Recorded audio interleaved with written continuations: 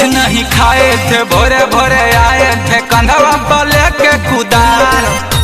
घास भूसा छिलना है, माटी से निपना है, श्रद्धा है दिल में या पार। अच्छा तो पनिया में बांस कहे गड़वा रहे हैं? अरे भौजी बताते हैं सुनिए। ज्यादा है पानी होगी परेशानी, घेरा लगा रहे हैं। अच्छा सुरक्षा के लिए छठी घाट बना रहे हैं, छठी घाट बना रहे हैं, छठी घाट बना रहे हैं, छठी घाट बना रहे हैं। अरे आप इतना आश्चर्यचकित होकर काहे देख रहे हैं? घाट ठीक ठाक बन रहा है ना भौजी? हाँ हाँ बताते हैं।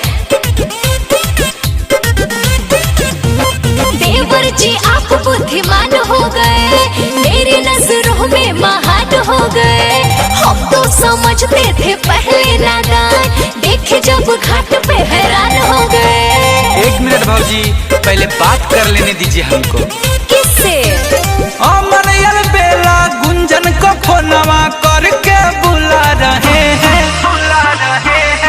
छठी घाट बना रहे हैं, छठी घाट बना रहे हैं, छठी घाट बना रहे हैं, छठी घाट बना रहे हैं। कुछ कमी लग रहा है क्या भाभी?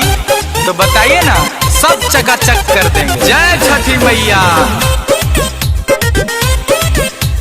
देवर जी छठ घाट सजा दीजिएगा, डीजे बाजा लगवा दीजिएगा, आने जाने में ना हो तो कले, रहिया में लाइट जला दीजिएगा।